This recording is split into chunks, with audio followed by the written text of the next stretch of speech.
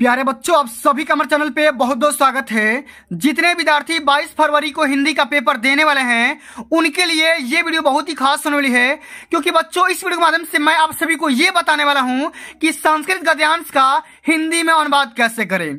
बच्चों, ये जो टॉपिक है बोर्ड परीक्षा के पेपर में हर साल 5 नंबर में पूछा जाता है।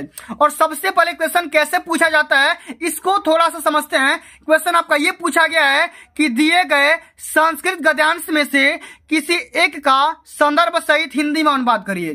तो बच्चों, संदर्भ लिखने के लिए 2 नंबर और यहाँ पे हिंदी में अनुवाद करने के लिए 3 नंबर, यानी कि टोटल मिलाकर के इस वाले टॉपिक से 5 नंबर के क्वेश्चन पूछा गया है। तो बच्चों, इस वीडियो के माध्यम से मैं आप सभी को एक ऐसा जादुई ट्रिक बताने वाला हूं जिसे जानने के बाद संस्कृत गद्यांश का कितना भी कठिन से कठिन भी पैसेज पूछा जाएगा तो उसका हिंदी में अनुवाद आप आसान ट्रिक के माध्यम से कर सकते हो। तो आप सभी से हम्बल रिक्वेस्ट है, इस पूरे वीडियो को शुरू से लेकर के अंत तक जरूर देख लेना।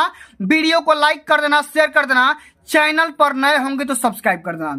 आइए बच्चों, बिना टाइम को वेस्ट किए इस वीडियो को स्टार्ट करेंगे। और सबसे पहले इस संस्कृत के पद्यांश को या गद्यांश को पढ़ते हैं कि इसके बारे में क्या पूछा गया है, ठीक ना। यहाँ पे क्वेश्चन बोल रहा है कि ऐसा नगरी भारतीय संस्कृत भाष्यार्थ केंद्र असलम अस्ति।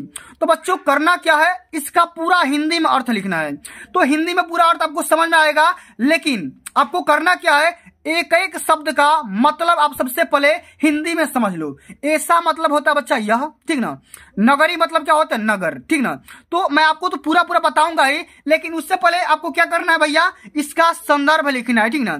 तो संदर्भ पेपर में कैसे लिखा जाएगा, सबसे पहले इसको समझते हैं, उसके बाद मैं आप सभी को एक एक शब्द का मतलब भी समझाऊंगा और अनुवाद कैसे करोगे पूरा इस वीडियो के माध्यम से आप सीख ही जाओगे, ठीक है। तो सबसे पहले करना क्या है, आपको यहाँ पे एक हिंट लगाना है। क्या करना है, एक हिंट लगाना है कि सर हम इसी वाले पैसेज को हल करेंगे और इसी का हम हिंदी में अनुवाद करेंगे, ठीक ना। हमारा पैसेज क्या है, तो शुरू का 2-3 शब्द लेंगे और अंत का 2-3 शब्द लेंगे।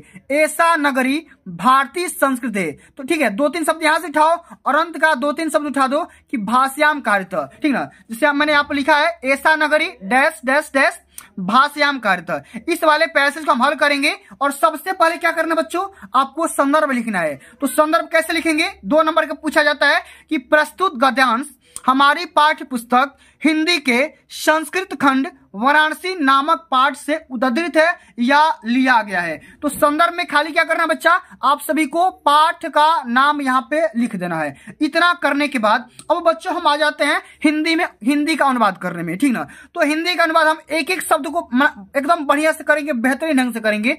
ऐसा नगरी भारतीय संस्कृत भाष्यार्थ केंद्र असलम अस्ति। तो ऐसा मतलब क्या होता है, यह। नगरी मतलब नगरी, भारतीय संस्कृति मतलब भारतीय संस्कृति, और संस्कृत मतलब एक यहाँ विषय का नाम है। भाष्यार्थ मतलब भाषा, मतलब भाषा, और च मतलब होता है और, ठीक ना। केंद्र स्थली मतलब भैया केंद्र स्थली, अस्थि मतलब है। तो अब देखो, इसको मिला करके जब इसका सेंटेंस बनाएंगे तो इसका एक सेंटेंस कैसे बनेगा, यहाँ पे देखो लिखा गया है कि यह नगरी भारतीय संस्कृति और संस्कृत भाषा के केंद्र स्थली है। कौन, बनारस। तो बनारस के बारे में चर्चा किया गया है। तो यहाँ पे क्या हो जाएगा, सारी बातें हम बनारस के बारे में हम समझेंगे और करेंगे। अब देखो अगला हमारा जो पैसेज पूछा गया है, जरा ध्यान से समझिएगा। इत एवं संस्कृत वर्मस्य, ठीक ना, वर्पस्य संस्कृतेश आलोक सर्वत्र प्रसिद्ध। इत एवं माने इसका, ठीक ना। इत एवं मतलब क्या होता है भैया, यही से।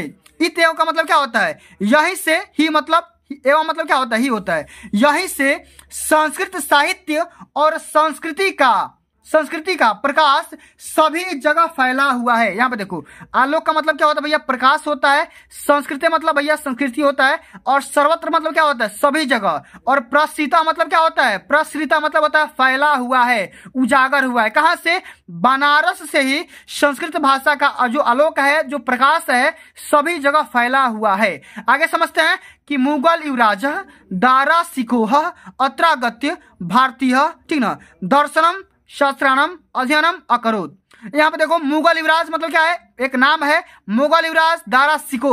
अत्रागत्य मतलब यहाँ आकर, भारतीय दर्शन मतलब भारतीय दर्शन, शास्त्र मतलब शास्त्र, अध्ययन मतलब अध्ययन, अकरोत मतलब किया, ठीक ना। तो इसमें इसका पूरा सेंटेंस कैसे लिखेंगे, यहाँ पे देखो लिखा गया है कि मुगल युवराज दारा सिकोह ने यहाँ आकर भारतीय दर्शन शास्त्र का अध्ययन किया था। ठीक ना, एक एक शब्द का मतलब समझ में आ गया।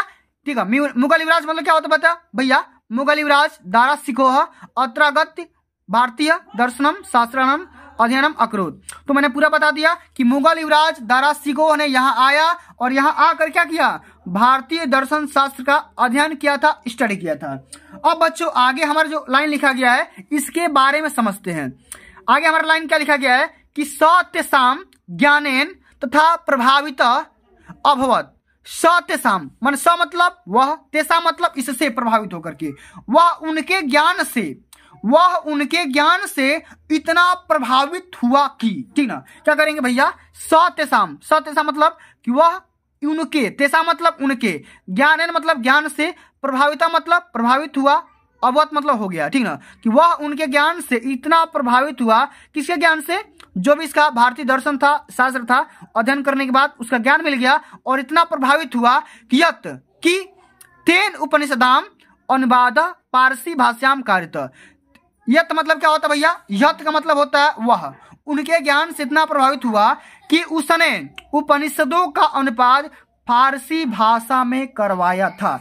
इस प्रकार से आप सभी का करना है, यहां से लेकर के यहां तक इसका हिंदी में अनुवाद कर देना है। तो प्यारे बच्चों ये रहा आइडिया, आप सभी को इसी आइडिया के साथ पूरा का पूरा हिंदी में आप सभी को अनुवाद करना है, पूरा बिल्कुल सटीक तरीके से। जब आपको एक एक शब्द का मतलब हिंदी में समझ में आ जाएगा तो किसी भी प्रकार का जो आपका संस्कृत में पैसेज रहेगा, गद्यांश रहेगा, आप आसानी से उसका हिंदी में अनुवाद कर सकते हो। इसी प्रकार से यहाँ पे देखो अथवा वाला क्वेश्चन भी पूछा गया है कि मानव जीवनस्य संस्करण, ठीक ना, संस्करणम संस्कृति, तो ये अस्माकम संस्कृति वाला चैप्टर से लिया गया है। ठीक ना, तो इसका भी सलूशन आप इसी प्रकार से हल कर सकते हो और ये भी बोर्ड परीक्षा के पेपर में 5 नंबर का पूछा जाता है। ठीक ना, तो इसका भी सलूशन आप आसानी से कर सकते हो।